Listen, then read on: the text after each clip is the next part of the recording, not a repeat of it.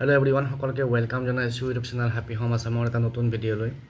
আজিৰ এই ভিডিওটিত আমি আমাৰ যে ডাইৰেক্টৰেট অফ এলিমেণ্টাৰী এডুকেশ্যন আছে তাৰে পৰা ওলোৱা দুটা এডভাৰটাইজমেন্ট চাম আৰু আশা কৰিছো ভিডিওটো শেষলৈকে চাব আৰু যিসকলে চেনেলটো নতুনকৈ আছে সাবস্ক্ৰাইব কৰি ল'ব।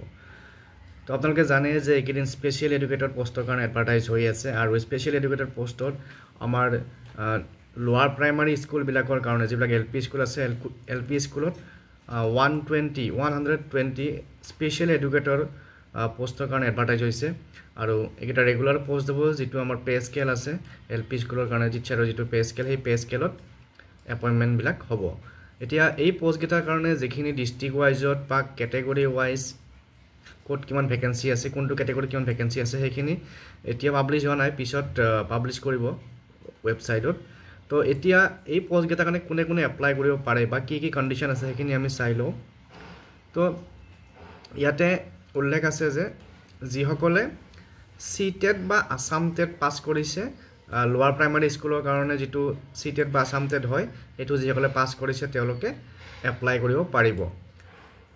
তাৰপিছত ইয়াত কোৱা হৈছে যে either the language 1 or the language 2 of both Assam TET or CTET candidates shall match the medium instruction of the school where the candidate wishes to apply.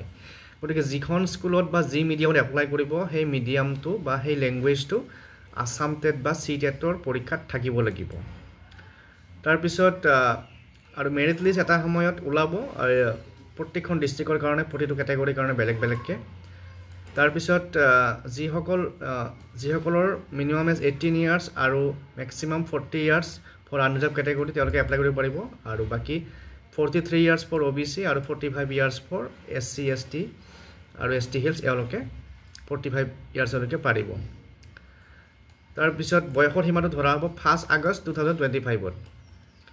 গতিকে যিসকলে ইণ্টাৰেষ্টেড বা যিসকলৰ এই কোৱালিফিকেশ্যনখিনি আছে তেওঁলোকে এপ্লাই কৰিব পাৰিব আৰু এপ্লাই কৰা অনলাইন এপ্লাই কৰা ডেটটো ইয়াত দিয়া হৈছে ফ্ৰম 28 আগষ্ট টু 30 ছেপ্টেম্বৰ 2025, অৰ্থাৎ এমাহ সময় আছে আপোনালোকৰ হাতত। যিসকলে এপ্লাই কৰিব বিচাৰে তেওঁলোকে এই এমাহৰ ভিতৰত এপ্লাই কৰিব লাগিব। তাৰপিছত ইয়াতে ইলিজিবিলিটি ক্ৰাইটেৰিয়া কি আছে সেইখিনি আমি চাওঁ।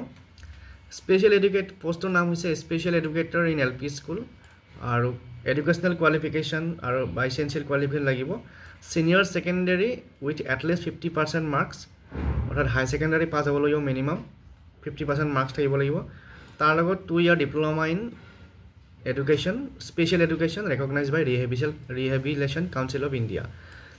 যিসকলে স্পেচিয়েল এডুকেশ্যনত ডিপ্ল'মা ইন এডুকেশ্যন কোৰ্চটো কৰিছে 2 ইয়াৰ্ছৰ কাৰণে সেই কোৰ্চটো কৰাসকলে এই পোষ্টকেইটাত এপ্লাই কৰিব পাৰিব। তাৰ লগতে আসাম টেট বা চেণ্ট্ৰেল টেট পাছ কৰা হ'ব লাগিব আৰু ইয়াতে পে' বেণ্ডটো দিয়া আছে 14,000 to 7,000 আৰু গ্ৰেড পে' হৈছে 7,400।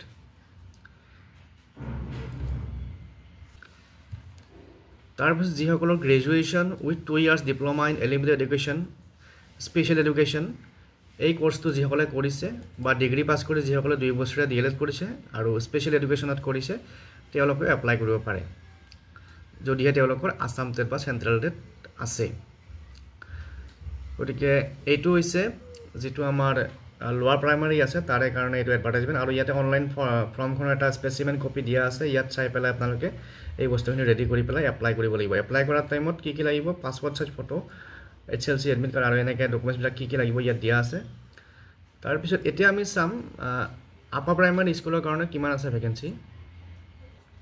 আপাৰ প্ৰাইমাৰী স্কুলৰ কাৰণে হৈছে এইটো এডভাৰটাইজমেণ্ট আৰু এইটো এডভাৰটাইজমেণ্ট 26 আগষ্টত ওলাইছে আৰু ইয়াতে যিবিলাক ME স্কুল বা আপাৰ প্ৰাইমাৰী স্কুল ইয়াতে আছে 108টা ভেকেঞ্চি আছে। পোষ্টটোৰ নাম same special educator in upper primary schools. তাৰপিছত এই পোষ্টকেইটাৰ ৰেগুলাৰ পোষ্ট হয় আৰু ইয়াতে ডিষ্ট্ৰিক্ট ৱাইজ বা কেটেগৰী ৱাইজ ভেকেঞ্চিবিলাক পিছত আমি গম পাম। আৰু কোনে এপ্লাই কৰিব যিসকলে আসাম টেট বা CTET পাছ কৰিছে আপাৰ প্ৰাইমাৰী ছেকশ্যনৰ কাৰণে তেওঁলোকে এপ্লাই কৰিব পাৰিব আৰু লেংগুৱেজ 1 লেংগুৱেজটো মিলিব লাগিব আৰু এজ লিমিটেশ্যনটো ছেইম। তাৰপিছত এপ্লাই কৰা ডেটো ছেইম 28 আগষ্টৰ পৰা 30 ছেপ্টেম্বৰ আৰু ইয়াতে এডুকেশ্যনেল কোৱালিফিকেশ্যনখিনি চাওঁ। পোষ্টটোৰ নাম হৈছে special educator in UP schools আৰু এডুকেশ্যনেল কোৱালিফিকেশ্যন লাগিব graduate with at least 50% marks in B.Ed and BEd with special education অৰ্থাৎ স্পেচিয়েল এডুকেশ্যনত BEd কৰা হ'ব লাগিব আৰু লগত ডিগ্ৰীত 50% থাকিব লাগিব আৰু BEd কোৰ্চটো ৰিহেবিলিটেশ্যন কাউন্সিল অফ ইণ্ডিয়াৰ দ্বাৰা ৰেকগনাইজ হ'ব লাগিব তাৰ লগতে আসাম টেট বা চেণ্ট্ৰেল টেট পাছ কৰা হ'ব লাগিব আপাৰ প্ৰাইমাৰী ছেকশ্যনৰ কাৰণে আৰু পে স্কেল ইয়াত দিয়া আছে পে বেণ্ডটো 14,000 to 7,000 আৰু গ্ৰেড পে হৈছে 8,700